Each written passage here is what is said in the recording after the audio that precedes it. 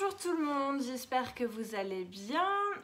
On se retrouve aujourd'hui pour lire un nouveau chapitre de Charlie et la chocolaterie.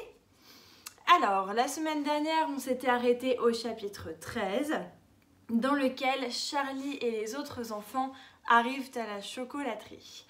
Et tout le monde se presse contre les grilles de la chocolaterie pour voir arriver tout le monde et repérer les enfants qu'ils ont vus à la télé auparavant. Alors, je vais vous lire le chapitre 14. Donc, comme d'habitude, on s'installe dans un endroit calme, on ferme les yeux si besoin pour s'imaginer la scène, on se détend et on écoute. Chapitre 14. Mr. Willy Wonka. Mr. Wonka se tenait tout seul dans les portes de la chocolaterie. Quel extraordinaire petit homme que ce Mr. Wonka.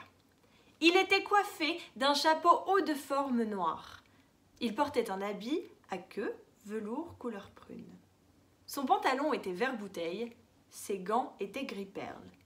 Et il tenait à la main une jolie canne à pommeau d'or. Une petite barbiche noire taillée en pointe, un bouc, ornait son menton. Et ses yeux étaient d'une merveilleuse limpidité. Il semblait vous lancer sans cesse des regards complices pleins d'étincelles. Tout son visage était, pour ainsi dire, illuminé de gaieté, de bonne humeur. Et oh, comme il avait l'air futé, plein d'esprit, de malice et de vivacité. Il avait de drôles de petits gestes saccadés, et sa tête bougeait sans cesse, et son vif regard se posait partout, enregistrait tout en un clin d'œil. Tous ses mouvements étaient rapides, comme ceux d'un écureuil. Oui, c'était bien ça. Il ressemblait à un vieil écureuil vif et malicieux. Soudain, dans un curieux pas de danse sautillant, il ouvrit largement les bras et sourit aux 5 enfants rassemblés devant la porte. Puis, il s'écria « Soyez les bienvenus, mes chers petits amis, soyez les bienvenus dans ma chocolaterie. » Sa voix était claire et flûtée. « Voulez-vous avancer un à un, s'il vous plaît ?» dit-il, sans quitter vos parents. Puis vous me présenterez vos tickets en me disant votre nom. Au premier !» Le petit garçon gros et gras s'avança. « Je suis Augustus Gloop, dit-il. « Augustus !» s'écria Mr. Wonka en lui serrant la main de toutes ses forces. « Comme tu as bonne mine, mon garçon, très heureux, charmé, enchanté de t'avoir ici. Et tu amènes tes parents, comme c'est gentil.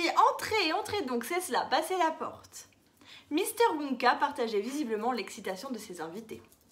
« Mon nom, dit l'enfant suivante, est Veruca Salt. »« Ma petite Veruca, bonjour, quel plaisir de te voir, quel nom intéressant tu as. J'ai toujours pensé que c'était celui d'une sorte de verrue qu'on a sur la plante du pied. Mais je me trompe, n'est-ce pas?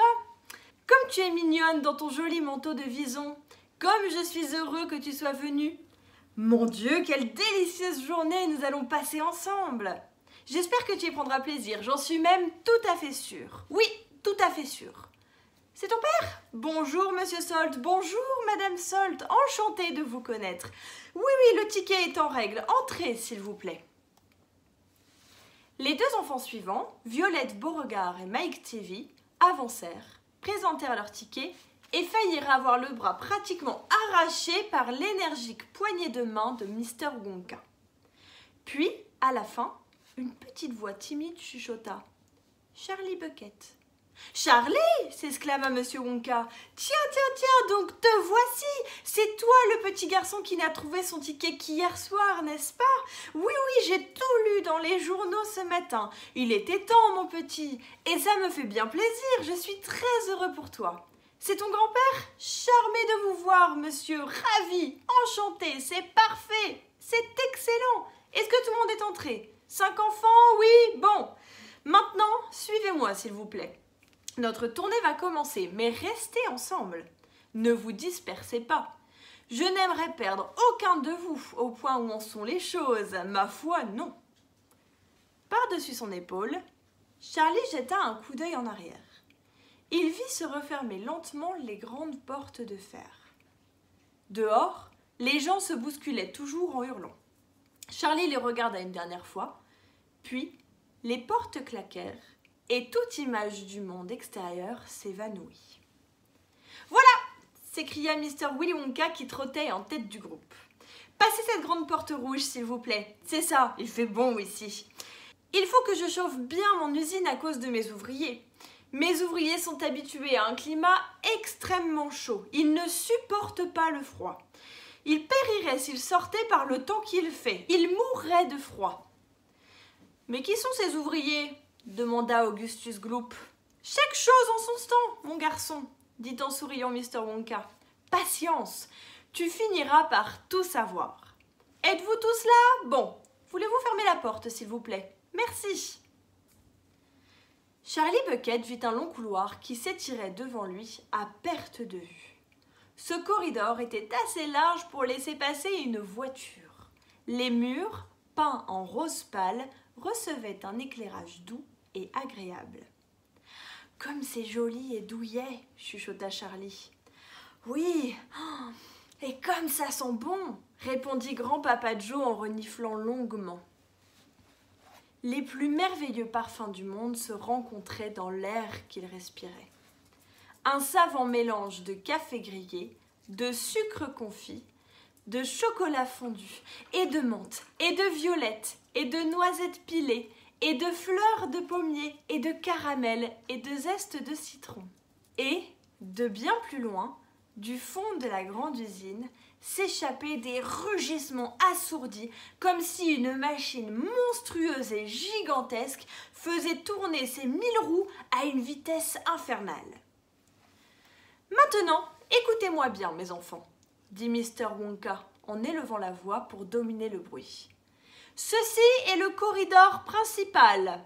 Voulez-vous avoir l'amabilité d'accrocher vos manteaux et vos chapeaux à ces porte-manteaux que vous voyez là avant de me suivre? Voilà, bien. Tout le monde est prêt? Venez, allons-y. » Il emprunta le corridor en courant, laissant flotter la queue de son habit couleur prune derrière lui. Et les invités se mirent tous à courir après lui. Cela faisait pas mal de monde quand on y pense. 9 adultes et 5 enfants. 14 personnes en tout. Vous parlez d'une bousculade. Et en tête, la petite silhouette agile de Mr. Wonka qui criait « Venez, dépêchez-vous s'il vous plaît, si vous traînez comme ça, nous ne ferons pas le tour de l'établissement dans la journée. » Bientôt, il quitta le corridor principal pour un autre couloir, à peine plus étroit à sa droite. Puis il tourna à gauche, et encore à gauche, puis à droite, puis à gauche. Puis à droite, puis à gauche, on aurait dit une gigantesque garenne avec des tas de couloirs menant dans tous les sens. « Surtout ne lâche pas ma main, Charlie, » souffla grand-papa Joe. « Avez-vous remarqué comme ils penchent tous ces couloirs » s'écria Mr. Wonka. « Nous descendons au sous-sol. Toutes les salles importantes de mon usine se situent très bas au-dessous de la terre. »« Pourquoi ça ?» demanda quelqu'un. « Parce qu'il n'y a pas assez de place en haut, » répondit Mr. Wonka. « Les salles que nous allons visiter sont immenses, plus vastes que des terrains de football. Aucun bâtiment au monde n'est assez grand pour les abriter. Mais là-bas sous terre, il y a de la place. Il suffit de creuser. » Mr. Wonka tourna à droite, puis il tourna à gauche, puis encore à droite. Les couloirs penchaient de plus en plus. Puis, soudain, Mr. Wonka s'arrêta devant une porte de métal brillant. Ses invités se groupèrent autour de lui. Sur la porte, on pouvait lire, en gros caractères, « La salle au chocolat ». Voilà, on a terminé de lire le chapitre 14 de Charlie à la chocolaterie. Alors, c'est un chapitre important puisque Charlie et tous les autres enfants arrivent enfin à la chocolaterie. Alors, cette semaine, je te donne juste un petit exercice à faire en rapport avec ce chapitre. Je t'ai envoyé normalement un document qui s'appelle LitGeo. C'est un exercice de géométrie qui est un petit peu particulier. Je t'ai donné un quadrillage. En dessous de ce quadrillage, je t'ai mis le petit extrait où Charlie, les autres enfants et Willy Wonka tournent dans les couloirs. Donc cet extrait dit il tourne à droite, puis à gauche, puis encore à gauche, puis à droite, puis à gauche, puis à droite, puis à droite, puis à gauche. Je vais te demander de retracer ce chemin où Charlie tourne à droite, puis à gauche, puis à droite, etc. sur le quadrillage, en sachant que chaque fois que Charlie et les autres empruntent un couloir, tu dois avancer d'une case, mais dans le bon sens. Voilà, c'est le seul exercice que je te donne pour cette semaine. Ensuite, tu auras 2 autres chapitres à lire pour Madame Pelletier, qu'elle va t'envoyer normalement. Et pendant les vacances, tu auras 2 autres chapitres à lire de Charlie et la chocolaterie.